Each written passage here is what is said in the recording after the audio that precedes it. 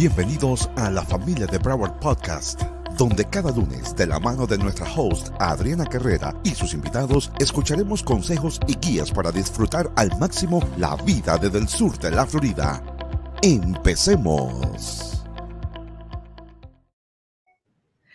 Hola amigos, ¿cómo están? Es Adriana Carrera de la familia de Broward. Dijo ahí lunes el intro, pero estamos miércoles. Pero ese es el intro del nuevo podcast que vamos a lanzar el próximo mes de abril. Así que suscríbanse y estén pendientes porque vamos a tener conversaciones muy interesantes desde este espacio. Así que les doy la bienvenida. Gracias por estar aquí. Hoy tenemos una conversación muy importante también y muy necesaria, como dicen, es justa y necesaria, que ha cautivado a la audiencia porque todos queremos saber un poco más de lo que está pasando. Así que, sin más preámbulos, voy a tener aquí conmigo a el doctor César Vidal, que es historiador, es escritor, es comunicador norteamericano de origen español, es doctor en historia, Derecho, Filosofía y Teología, y ha recibido numerosos premios relacionados con los medios de comunicación y un premio literario, porque él es autor, premio de novela histórica Ciudad de Cartagena.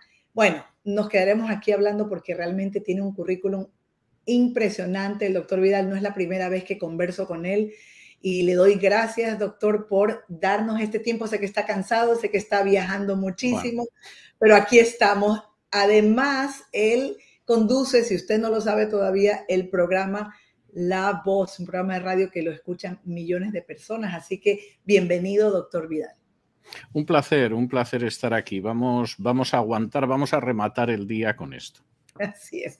Bueno, la primera pregunta, porque hemos titulado esto una conversación con el doctor César Vidal sobre Ucrania, es, en su análisis que estaba escuchándolo y todo el historial que usted conoce y el antecedente histórico de este conflicto que estamos viviendo en el momento, ¿por qué?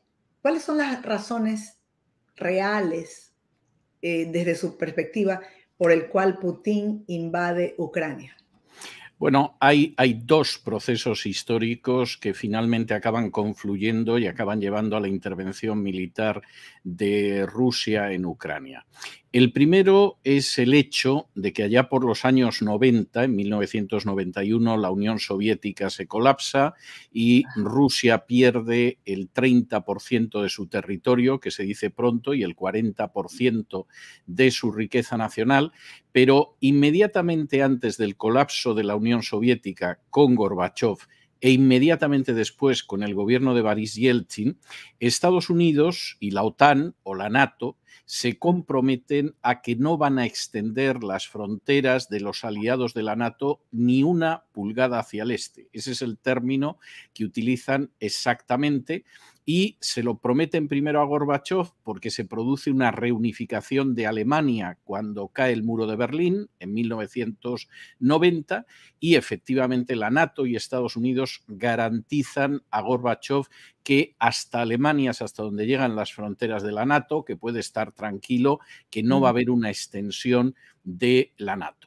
Esto se lo vuelven a prometer a Yeltsin. El problema es que eso se incumple sistemáticamente. Y sobre todo, durante el siglo XX, al menos en 3 grandes oleadas, van entrando nuevos países en la NATO que se van acercando cada vez más a Rusia. Y no estamos hablando de 1 o 2, no hablamos de Polonia o de Bulgaria, por ejemplo. Estamos hablando de más de una quincena de países. Esa situación que lógicamente los rusos viven mal porque te han hecho una serie de promesas y no solo las incumplen, sino que cada vez se nos van acercando más a la puerta, llega a un punto especialmente caliente cuando se habla de que Ucrania va a entrar en la NATO, va a tener armamento nuclear en su suelo y Ucrania ya tiene frontera con Rusia. No se trata solo de la frontera, hay un aspecto que se está ocultando o que se está pasando por alto y que es enormemente importante. El mundo, gracias a Dios, no ha sufrido un holocausto nuclear durante las últimas décadas porque existe lo que se denomina el principio de doble destrucción asegurada. Es decir, ninguna potencia puede lanzar un ataque nuclear sobre otra potencia que tenga armamento atómico sin verse a su vez destruida. Es decir, si en un momento determinado Estados Unidos atacara a Rusia o Rusia atacara a Estados Unidos, ese ataque no se produce porque cualquiera de los dos países tendría tiempo suficiente para responder. Y para responder con armamento nuclear y para causar millones de muertos. Luego habría que ver cuántos quedaríamos vivos en este planeta, pero en principio esa posibilidad de respuesta atómica existe. En el momento en que se colocara armamento nuclear en Ucrania, el principio de doble destrucción asegurada desaparece, porque cualquier armamento nuclear situado en Ucrania podría alcanzar Moscú en tan solo 5 minutos. No digo ya otras capitales rusas que están antes de Moscú geográficamente. Y por lo tanto abre la posibilidad de un ataque nuclear sobre Rusia al que Rusia no podría responder. Esa es la primera razón y es una razón importante. Es decir, hay que tener en cuenta que si ahora, por ejemplo, Rusia entrara en una alianza con Puerto Rico, con México, con Nicaragua y colocara misiles nucleares en cualquiera de estos países, seguramente antes de que los colocara, Estados Unidos reaccionaría como reaccionó en el año 1961 con la crisis de los misiles en Cuba. Es decir, esa es una razón, yo creo que es fácil de entender. Comprendo que los medios la oculten porque hace que ya las cosas se vean de manera diferente, pero esa es una primera razón. La segunda razón, que es una razón que hasta ahora no ha provocado el conflicto, pero que finalmente ha terminado en el conflicto, es que en el año 2014 en Ucrania se produce un golpe de Estado en el que tiene un papel enorme George Soros y la administración Obama para derribar al presidente de Ucrania, Yanukovych, que era un presidente elegido democráticamente, y colocar en su lugar a un presidente que fuera un nacionalista ucraniano. Esto, por supuesto, se disfrazó de malestar popular, de las concentraciones en la plaza de Maidán, etcétera, pero todo el mundo sabía que era un golpe de Estado. Y de hecho era tan claro que Francia y Alemania intervienen junto con Rusia para darle garantías al presidente Yanukovych de que no lo van a derribar. Usted va a acabar su mandato electoral, habrá unas nuevas elecciones y ya decidirán los ucranianos, pero no lo van a derribar con un golpe de Estado. Cuando efectivamente Francia, Alemania y Rusia garantizan esto al presidente Yanukovych, el embajador de Estados Unidos en Kiev, en la capital de Ucrania, telefonea a Estados Unidos pidiendo instrucciones. Es decir, aquí parece que no vamos a poder derribar, como quiere el presidente Obama y la señora Clinton y George Soros, al presidente de Ucrania. Parece que la Unión Europea lo va a proteger. Y Victoria Nuland, que es en esos momentos la vicesecretaria de Estado para Europa Oriental y para Oriente Medio, dice una frase muy grosera, pero que tengo que repetir para que la gente comprenda lo que fue el golpe del 2014. Porque cuando el embajador le dice esto, ella responde, "Fuck the European Union". Es decir, a la Unión Europea que la ajó. Entonces, evidentemente, apenas 24 horas después de que Alemania, Francia y Rusia han dado garantías a Yanukovych de que no lo van a derribar en un golpe de Estado, lo derriban. Y, por supuesto, los nacionalistas ucranianos vuelven al poder. Eso hace que en ese momento las repúblicas, las regiones de la Ucrania del Este, que son más prorrusas, quieran separarse de Ucrania. Y eso hace que el nuevo presidente ucraniano las bombardee como las han bombardeado durante estos 8 años los gobiernos ucranianos, estuviera Poroshenko, estuviera Zelensky o estuviera quien fuera. Esto es otra parte de la historia que nunca se cuenta, pero los bombardeos del ejército ucraniano sobre las zonas de Donetsk y de Lugansk en estos años han causado más de 14.000 muertos, en su mayoría civiles, de los que los medios de comunicación no dicen ni palabra. No solo eso. En el año 2015, en un intento de evitar las matanzas que las tropas ucranianas perpetraban contra esos civiles de esas dos zonas de Ucrania, se firmaron unos acuerdos con cobertura internacional que son los acuerdos de Minsk.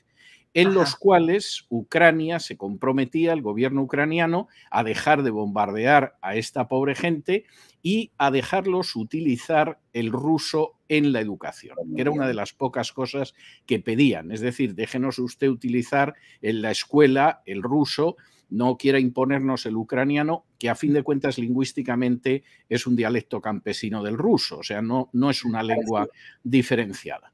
Estos acuerdos de Minsk, en estos 8 años, según la Organización para la Seguridad y la Cooperación Europea, el gobierno ucraniano los ha violado más de 11.000 veces. Se dice pronto.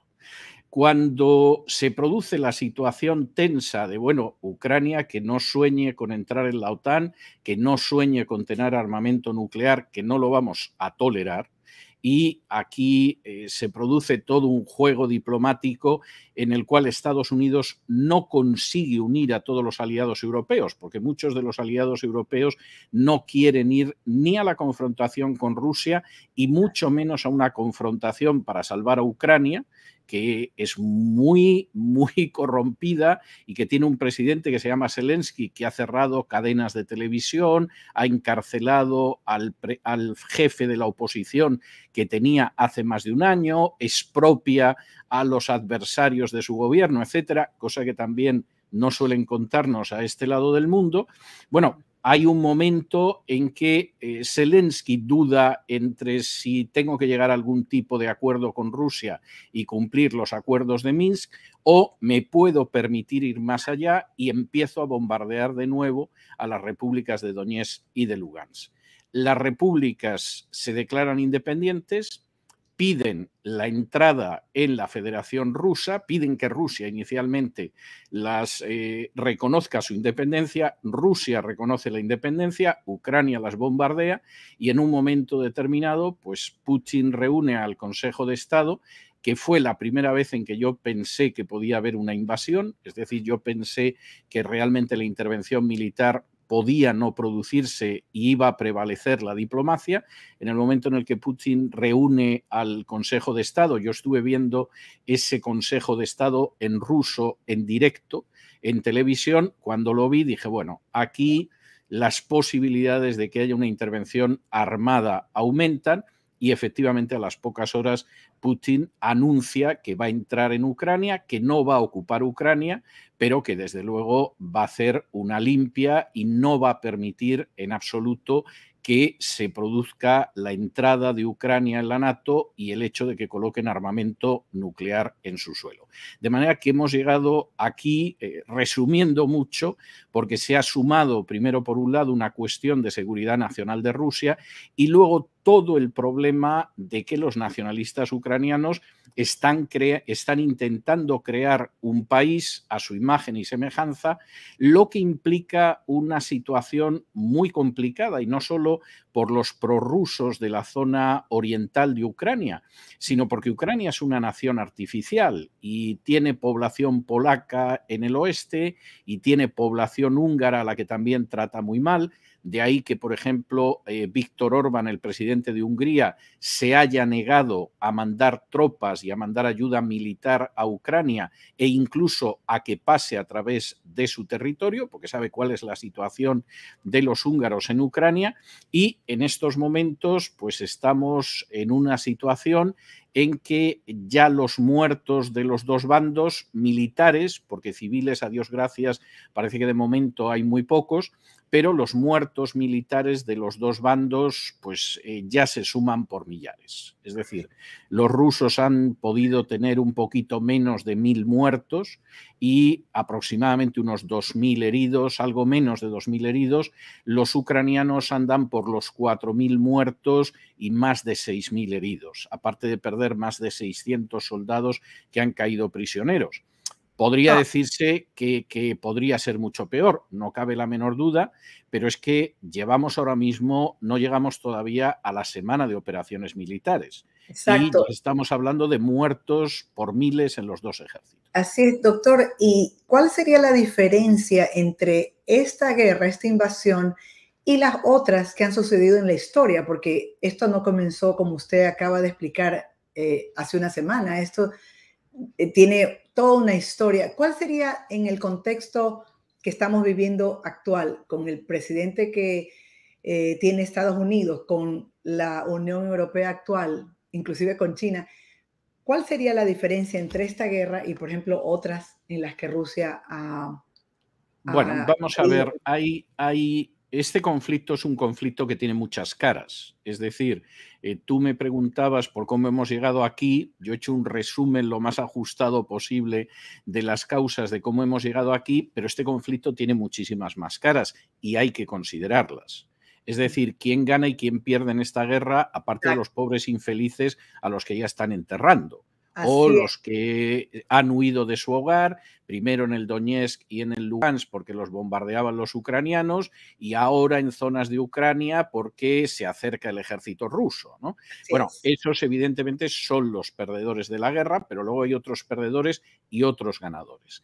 ¿Quién pierde en esta guerra? Pierde muchísimo la Unión Europea. Es decir, aparte de los contendientes, que es una Rusia que se ve sometida a unas sanciones económicas muy fuertes, pero luego si hay tiempo explicaré que también muy hipócritas, porque por ejemplo se ha desconectado algún banco ruso del SWIFT, que es ese sistema de pago por banco internacional, pero no se ha desconectado a los bancos rusos a los que hay que pagar el gas y el petróleo. Porque Alemania sigue necesitando el gas y el petróleo y no va a ir con un maletín de euros al consulado de Rusia, que además lo mismo está cerrado, para pagar el gas y el petróleo. Eso se lo dijeron de frente, el mandatario anterior aquí de Estados Unidos se los dijo de frente. Impresionante eso, doctor. No, bueno, eso es claro. Entonces, vamos a ver, primero, por supuesto, Rusia y Ucrania son los más perjudicados, las medidas, las sanciones contra Rusia son muy fuertes.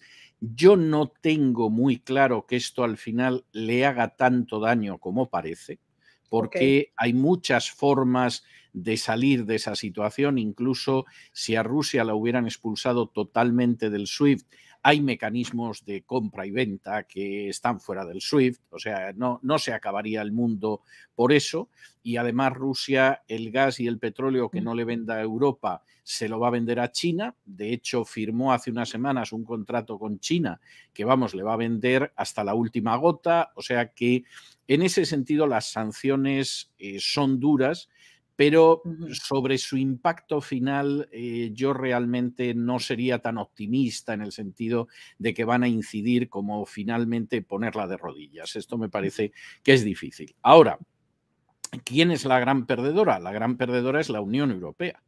La Unión Europea ha dejado de manifiesto que no tiene una posición independiente y única. Y antes de que se produjera la intervención militar rusa, la Unión Europea estaba totalmente dividida. O sea, había gente que decía, vamos, entrar en un conflicto con Rusia, ni soñarlo, enfrentarnos con medidas económicas que nos perjudiquen y que sobre todo nos hagan daño en el terreno energético, ni soñarlo. Y hay que tener en cuenta que esto además se produce en un mes que ha sido este mes de febrero pasado, en que Alemania entra en recesión económica. Entonces, Alemania, para que la gente lo sepa, los que lo ignoren, es la locomotora que tira del resto de la Unión Europea. Correcto. Si esa locomotora se detiene, la Unión Europea se queda tirada en medio del campo.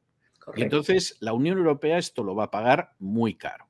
De hecho, en las últimas horas, BlackRock, que es un fondo de inversión que domina todo lo dominable en todo el mundo. Quiero decir, aquí en Estados Unidos, BlackRock es uno de los 3 grandes propietarios de todos los medios de comunicación.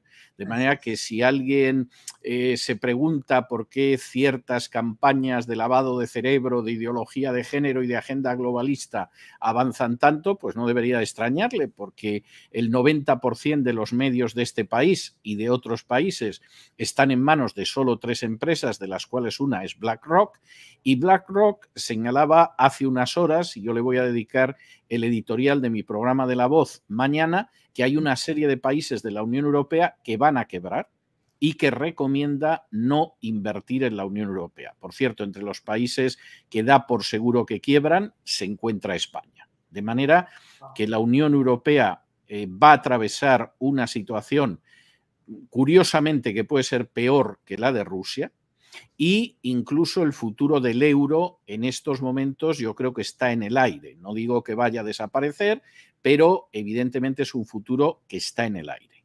¿Quién gana con esta guerra? Por otro lado, porque efectivamente aquí habría que preguntarse quién gana con esta guerra.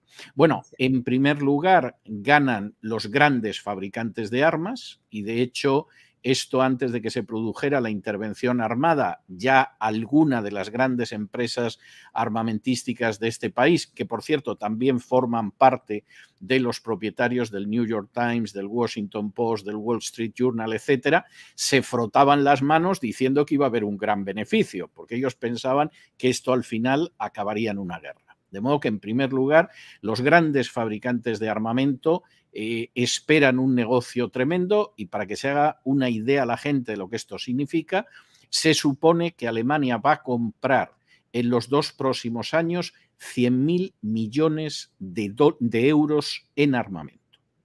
Estos son unos 125.000 millones de dólares en armamento. El negocio, bueno, va a ser un negocio como el de las vacunas o más.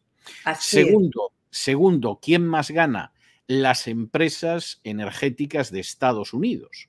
Nosotros teníamos empresas petrolíferas que estaban a punto de cerrar y, sin embargo, esas empresas que venden gas y que venden petróleo, por lo menos en los próximos meses, van a intentar suplir a la Unión Europea del petróleo y del gas que lo mismo no viene de Rusia. De ahí que la Unión Europea no haya querido expulsar del SWIFT a ciertos bancos rusos, porque el gas americano cuesta un 40% más caro que el gas ruso. Por supuesto, por Y supuesto. si dijeras, bueno, es un 3, es un 5%, incluso un 10%, evidentemente es un golpe, pero bueno, podemos resistirlo, porque un 40% es tremendo. Ahora, de momento, el negocio de las empresas energéticas americanas, sean gasísticas, sean petroleras, es colosal. Lo que no sabemos es si esto va a durar un mes, va a durar 6 meses, un año o qué va a suceder. Pero de momento el negocio es colosal. Son grandes ganadores en esta situación. Y en tercer lugar, es un gran ganador la agenda globalista. Y voy a explicar por qué. Y aquí uno con lo que tú me preguntabas, no es que eluda responderte, es que tengo que decir esto para que se vea el panorama completo. La agenda globalista está encantada porque Rusia es uno de los países que es contrario a la agenda globalista y esto explica que Bolsonaro hace unas horas haya dicho que no se va a sumar a las sanciones contra Rusia y esto explica que Hungría, que tiene también un presidente que es contrario a la agenda globalista, haya dicho que no pasan tropas ni equipo militar por el territorio húngaro, pero esa agenda se siente muy fortalecida porque efectivamente puede o va a intentar colocar de rodillas o aniquilar a uno de sus grandes enemigos y porque además en Europa se está produciendo ahora mismo un recorte de las libertades que recuerda mucho a lo que ha pasado en el Canadá en los últimos meses y que va más allá. Es decir, el avance de la agenda globalista va absolutamente con banderas desplegadas. Una última nota, y aquí entro en lo que tú me preguntabas. La agenda globalista afirma de manera taxativa, cualquiera que vea un vídeo que pueden encontrar en cesarvidal.com, que es un vídeo de 1 minuto y medio del Foro Económico Mundial, del Foro de Davos, que son los que han impulsado el gran reseteo. Si alguien va a cesarvidal.com y en el buscador pone no tendrás nada, le va a aparecer ese vídeo y merece la pena verlo. Ahí el Foro de Davos dice cómo va a ser el mundo en el año 2030. Lo vi. Y en ese mundo, en el año 2030, Estados Unidos habrá dejado de ser la primera potencia mundial. Y lo dice taxativamente. De manera que tenemos en la Casa Blanca a una persona que yo no diría que está en el mejor uso de sus facultades. Hace apenas unas horas en el Capitolio ha dicho que Putin no va a ganar las almas y los corazones de los iraníes, que suponemos que quería decir los ucranianos, pero dijo los iraníes, y la cara de la vicepresidenta que estaba detrás era todo un poema, como diciendo que acaba de decir mi jefe, y evidentemente ese es el tercer ganador. El último gran ganador va a ser China. Es decir, China está encantada con que la política de Estados Unidos y de la NATO, en vez de asociar a Rusia, la hayan arrojado en sus brazos, y China está encantada del debilitamiento de la Unión Europea, y China está encantada de que en Estados Unidos la administración actual, como fue el caso de la administración de Barack Obama, sea tan estúpida como para empujar al país en la dirección de una agenda globalista que señala como uno de sus objetivos que para cuando acabe esta década Estados Unidos no será la primera potencia mundial. Y creo que te he descrito más o menos quién gana y quién pierde en esta situación. Aquí tenemos varias preguntas porque a eso estábamos dedicándonos, que la gente ir más allá de lo que de los medios, ¿no? César, a ver si es que me sube Adrianita porque tengo algunas preguntas acá. Dice, lo pregunta desde Holanda, Ana Barrio Nuevo, ¿habría una posibilidad de que Putin ataque a cualquier país de la Unión Europea por estar enviando armas a Ucrania? Por enviar armas, no. Por algún tipo de acción hostil, depende de si ve que amenaza la seguridad de Rusia. Yo creo que en principio Putin ni siquiera piensa en mantener la ocupación de Ucrania. Yo estoy convencido de que se va a retirar de Ucrania en un momento dado, una vez alcanzados objetivos. Pero, evidentemente, yo creo que a estas alturas nadie puede dudar que si efectivamente hay una amenaza real que se cierna sobre la seguridad nacional de Rusia, Putin, a diferencia de Gorbachev o a diferencia de Boris Yeltsin, va a responder. Es decir, no se va a quedar en absoluto quieto. Y yo creo que eso marca también, yo le dedicaba mi editorial de La Voz de ayer en La Voz a ese tema. Esto indica que seguramente estamos viviendo el final de un ciclo. Es decir, hemos tenido un ciclo que empezó en 1991, cuando se colapsó la Unión Soviética y Estados Unidos quedó como la única potencia mundial, no como la primera, realmente como la única superpotencia. Y durante estos 30 años, Estados Unidos no ha sabido aprovechar esa oportunidad y es muy posible que ese ciclo se haya terminado ya. Porque, por un lado, China es también una superpotencia, ya no solamente está Estados Unidos dentro de ese podio de la superpotencia, y Rusia no es una superpotencia, pero no está dispuesta a seguir tolerando las humillaciones y los abusos que le han impuesto durante los últimos 30 años. Es decir, seguramente estamos viendo el final de un ciclo. Yo no sabes cuánto querría equivocarme, porque si efectivamente este análisis es correcto, lo que se extiende para nosotros va a ser una dictadura u otra dictadura, lo cual es algo verdaderamente escalofriante. Esa es la realidad. Pero yo creo que muy posiblemente estamos viviendo un final de ciclo. Y creo que a efecto de análisis interno de lo que ha pasado en Estados Unidos, esto es muy claro. Es decir, Donald Trump no podía seguir siendo presidente porque ha sido el único presidente que desde los años 40 no ha metido a Estados Unidos en una guerra, y eso era intolerable. Barack Obama, siendo Premio Nobel de la Paz, en los 5 primeros años de mandato bombardeó 8 países. Lo cual, en fin, hay gente que piensa que era una paloma, pero vamos, con una paloma así no necesitas un halcón picoteándote en la cabeza. Y en ese sentido, Donald Trump no era globalista, todo lo contrario. Él tenía muy claro que el gran enfrentamiento en el mundo era entre patriotas y globalistas. Fue un personaje que pudo llevar acciones de castigo, como por ejemplo cuando ordenó asesinar a Soleimani, que era el jefe del ejército iraní, pero lo que es cierto es que Donald Trump no introdujo a este país en una guerra, tenía muy claro que no iba a tolerar que la agenda globalista desplazara a Estados Unidos de la situación de primera superpotencia y finalmente había que echarlo. Y yo creo que cualquiera que haya leído alguna de la información que se ha publicado de cómo redes sociales, grandes compañías de inversión, los grandes medios de comunicación se pusieron de acuerdo para que perdiera las elecciones, o por lo menos para que no fuera reelegido, pues evidentemente esto explica muchas cosas. Estamos en medio de una situación de la que vemos una parte, pero que realmente es mucho más amplia, como yo decía antes, tiene muchas más caras de lo que podría parecer a primera vista. Nos podríamos quedar aquí, creo que toda una hora, pero voy a leer otra pregunta más. Desde aquí, Estados Unidos, Estela dice, ¿es verdad que China y Rusia están creando su propio sistema SWIFT para las transacciones financieras y que eso significaría que se acaba la hegemonía del dólar? Bueno, vamos a ver, aquí hay una cuestión que es enormemente importante, y que, de nuevo, los medios de comunicación nos la ocultan, porque al final los medios de comunicación simplemente nos fijan la agenda que ellos quieren, que no es la de informarnos, ¿eh? Generalmente es la de desinformarnos al servicio de determinados intereses.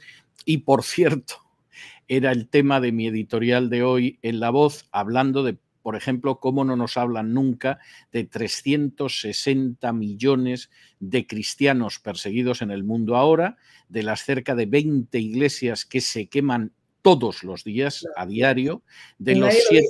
Y nadie lo dice, de los cerca de 20 cristianos a los que se ejecuta a diario y los cerca de 20 cristianos a los que se detiene ilegalmente, se secuestra, etcétera. Pero eso no aparece en los medios.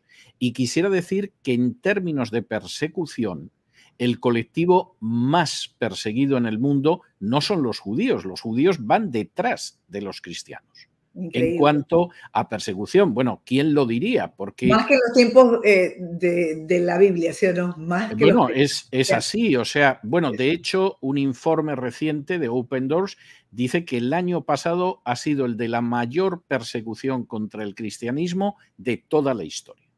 Y esa persecución se está produciendo también en países occidentales. A la cabeza, pues puede estar Afganistán, está Arabia Saudí, que es uno de nuestros aliados, está Pakistán, que es otro de nuestros aliados, está la India, que es otro de nuestros aliados, entre los 10 países que más persiguen a los cristianos en estos momentos. De manera que esa es la cuestión. Ahora, la pregunta que hacía era una pregunta enormemente... Al dólar. Exactamente, es una pregunta extraordinariamente inteligente y además celebro que me la haya hecho. Lo que convierte a Estados Unidos en la primera potencia del mundo no es, en contra de lo que piense la gente, el enorme gasto militar que tiene, que es el 53% de nuestro presupuesto nacional. Nosotros tenemos un gasto militar que realmente no está justificado, que no nos va a hacer ganar más guerras de las que ya ganamos, y lo de Afganistán es claro, pero que efectivamente es muy lucrativo para determinados fabricantes de armas, lo que el general Eisenhower llamó el complejo industrial militar. Lo que mantiene la hegemonía de Estados Unidos es el dólar.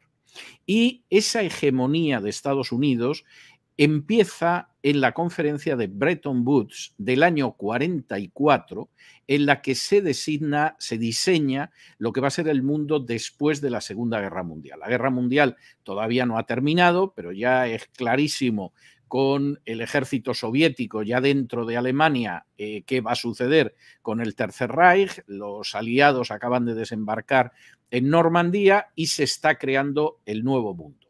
A los soviéticos les traía sin cuidado ese diseño del mundo, allá los capitalistas cómo se las arreglaran, y Estados Unidos consigue imponer que la moneda de intercambio universal, que la moneda de todas las transacciones económicas en el mundo sea el dólar.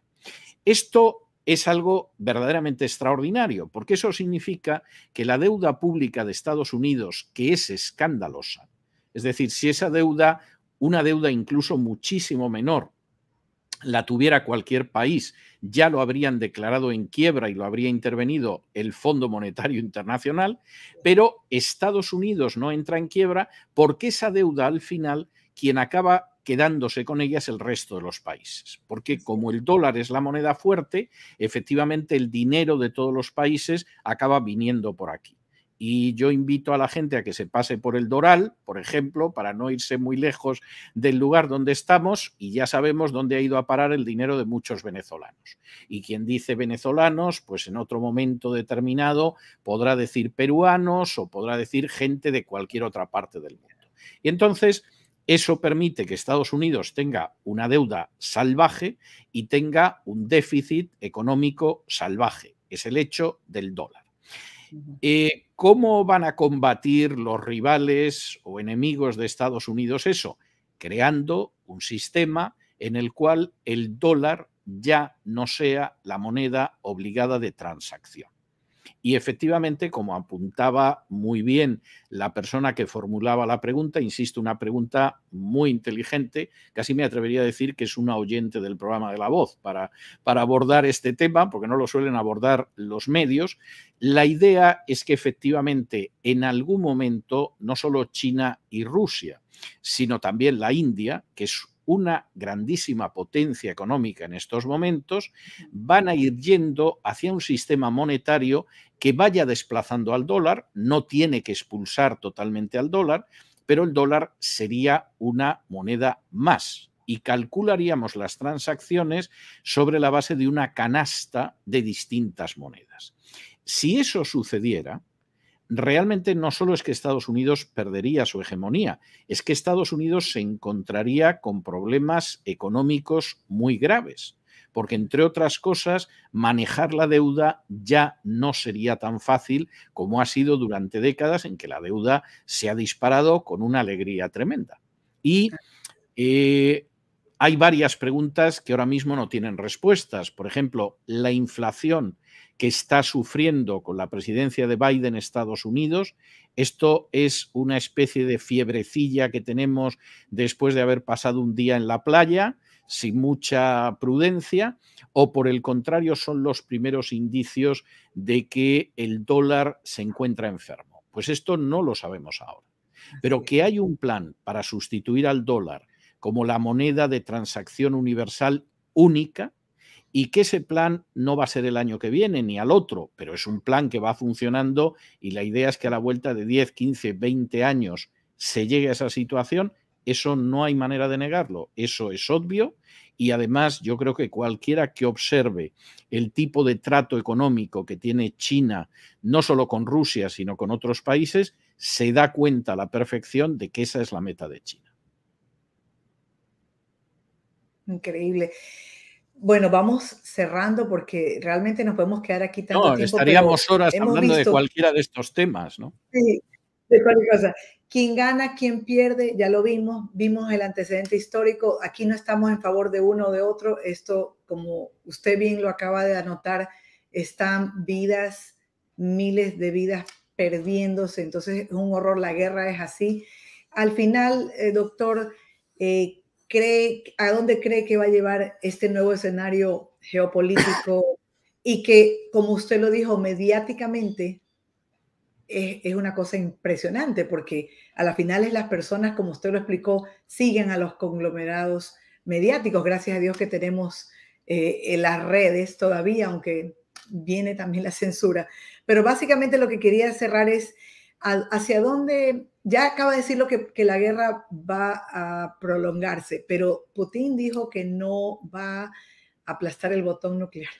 Y usted dice que es para que, obviamente, él no quiere que avance tan cerca de su territorio armas nucleares. ¿Cómo ve en este escenario el futuro? O sea, ¿esto se prolongará y se quedará como una guerra entre estas dos naciones y más sanciones, cosas así?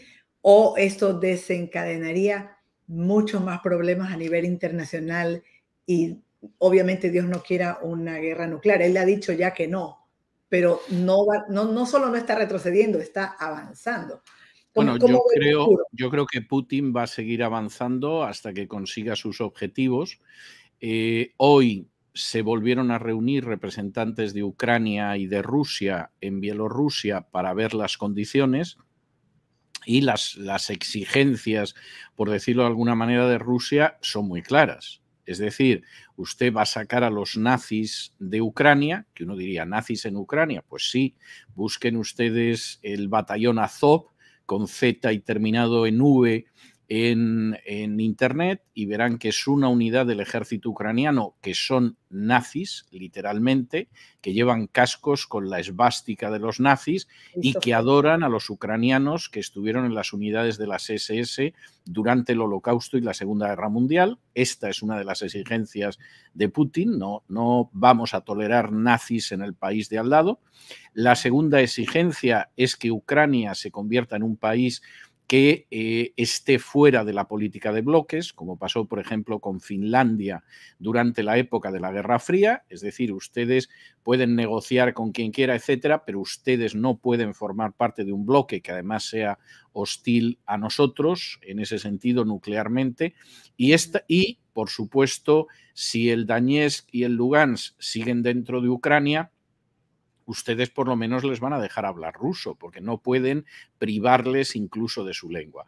Esas son las condiciones que plantea Rusia. Zelensky, que es un personaje muy turbio, aunque los medios lo quieran convertir ahora en alguien maravilloso, es un personaje que ha grabado vídeos homosexuales, por ejemplo, y que cerró canales de televisión de la oposición, 3 canales, y tiene en prisión al jefe de la oposición en el Parlamento. O sea, es un personaje muy turbio, pero han decidido convertirlo en un gran héroe.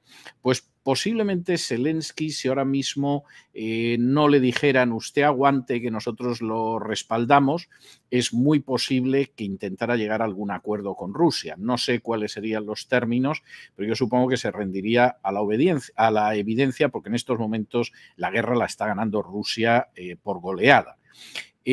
Con la idea de usted aguante que le vamos a ayudar, pues no sé si resistirá más, pero lo suyo sería que finalmente hubiera una salida diplomática. El conflicto en términos militares no se extendería fuera de Ucrania y en cualquier caso, eso sí, el daño económico que ya se ha causado a los países europeos, etcétera, etcétera, eso es irreversible y van a necesitar tiempo para salir de eso, porque el golpe ha sido muy severo. Así es, ¿no? Realmente, como estábamos hablando, nadie quiere la guerra y me gusta ese background que usted acaba de dar.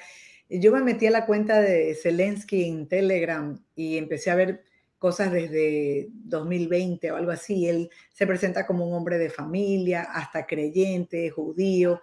Y sí, y he visto el video y lo que decía la gente de este video, un poco, pues, como usted dice, apoyando este tema del LGTB, que era una burla.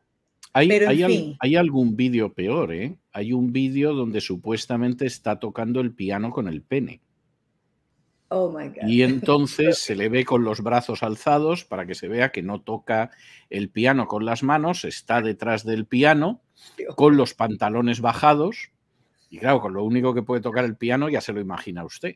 Ay, no, Dios mío. Entonces ese vídeo también se puede localizar, está con otro tocando el piano supuestamente con el pene. Que en fin, bueno, lo que estábamos escuchando, no lo hemos comprobado, en fin, es que inclusive él fue un poco, le ha dicho a Trump que lo admiraba, no sé, en esa conversación que provocó el famoso interpelamiento. Pero en fin, se dice tantas cosas, pero... No, y seguramente a Biden le ha dicho que lo adora, o sea, no me parece una persona de muchos principios, pero al final la forma en que los medios... Vamos a ver, hay cosas que si no fueran tan tristes y tan dramáticas por lo que es esta situación serían graciosas. Por ejemplo, hace unos días apareció el primer muerto civil que presentaba la CNN. A mí la cara del muerto me sonaba muy familiar y le pedí a mi productora Isaac Jiménez que me localizara el muerto. Y yo le dije, a mí me suena mucho la cara de este hombre, ¿puede ser un corresponsal de guerra que hemos seguido en algún momento? No, la CNN lo había presentado muerto también como el primer muerto civil en otra guerra hace 2 años. O sea, debe ser el muerto que tiene la CNN, la CNN, y cada vez que hay una guerra, pues sacan al muerto como el primer muerto civil de la guerra. Claro, un escándalo. Mucho fake news, pero es que uno no puede imaginarse que una cadena tan grande pueda hacer eso. O sea, es que eso... Bueno, en España, A3 Media, que sería una cadena tan grande en España como CNN en Estados Unidos sacó unas imágenes de bombardeos rusos sobre Ucrania, que ahí mi productor lo localizó enseguida y dijo, pero si ese es un juego, es un videojuego al que yo he jugado. Y efectivamente, inmediatamente aparecieron otros jugadores y detectaron la imagen y la colgaron en Internet, ¿no? E insisto, A3Media posiblemente en España es más importante que la CNN, que la CNN en Estados Unidos. Qué barbaridad doctor. La gente sigue preguntando, aquí dice Macron dijo hoy, no estoy en guerra con Rusia. ¿Qué querría decir? Pregunta pues Richard. Hombre, que Macron es muy consciente, de hecho Macron hizo mucho por intentar evitar esta situación. Macron es muy consciente del golpe que significa en un momento determinado separar la economía de la Unión Europea de la economía rusa. Y además Macron tiene unas elecciones. Y además Macron tiene como gran rival en esas elecciones a un periodista que nunca ha sido político, pero que es extremadamente popular, que es un enemigo de la agenda globalista, que es un patriota francés y que ha dicho durante estas últimas semanas que no se llama Samur, es un judío, y ha dicho durante las últimas semanas que no se puede tolerar el trato que se le está dando a Rusia.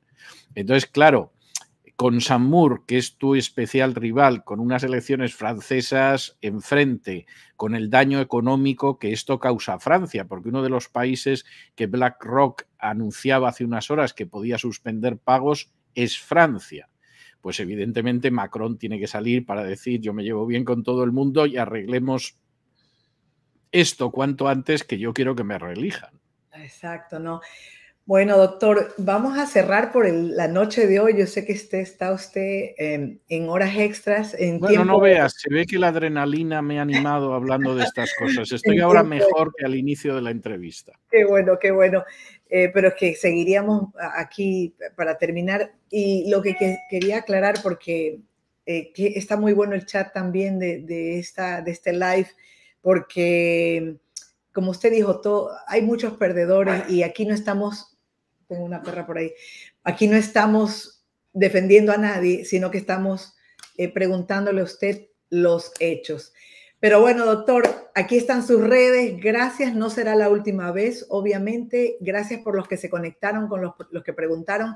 Acuérdense que vamos a tener al doctor también en nuestro podcast Abril, que estamos inaugurando, y nos despedimos con un gran abrazo. Gracias al doctor por su tiempo, a las personas por querer informarse más. Supongo que otro día hablaremos del libro del exiliado. Exacto, eso va a ir para el podcast. No, vamos a hablar ya de esto, pero vamos a cerrar este tema de Ucrania y bueno, no le prometo que no lo voy a buscar de nuevo por esto por otras cosas. Pero no, nosotros cerramos y luego vamos a pregrabar El Exiliado, porque este podcast, doctor, va a estar muy bueno. No es porque lo digamos nosotros, pero tenemos unos invitados de lujo como usted, y le digo aquí a la audiencia que que se suscriban a nuestro canal, porque en abril se lanza el podcast todos los lunes y obviamente El Exiliado va a estar allí. Gracias, doctor. Gracias. Fue un placer y además creo que es muy importante lo que usted misma ha señalado, es decir, es un gravísimo error el tomar partido como si esto fuera pues un encuentro de fútbol, ¿no? Lo bueno y lo malo. Exactamente, de lo que se trata es de comprender lo que está sucediendo, de analizar las causas, de ver cuál es la situación actual y bueno, incluso intentar pensar cómo se podría salir de esa crisis, pero es una cuestión de análisis, no de partidismo. Correcto, y estamos con todas las personas que están perdiendo la vida en Ucrania y los rusos también, porque una guerra es lo peor que puede pasar y los que la han vivido lo saben. Y ahorita pues en este mundo que nos afecta a todos, no nos podemos desentender porque también nos va a salpicar de alguna manera. Así que, doctor, gracias y un abrazo. No se nos vaya, se nos queda. No me voy. Gracias. Los esperamos cada semana para compartir un tiempo lleno de consejos útiles para la vida junto a la familia de Broward Podcast desde el sur de la Florida. ¡Nos vemos!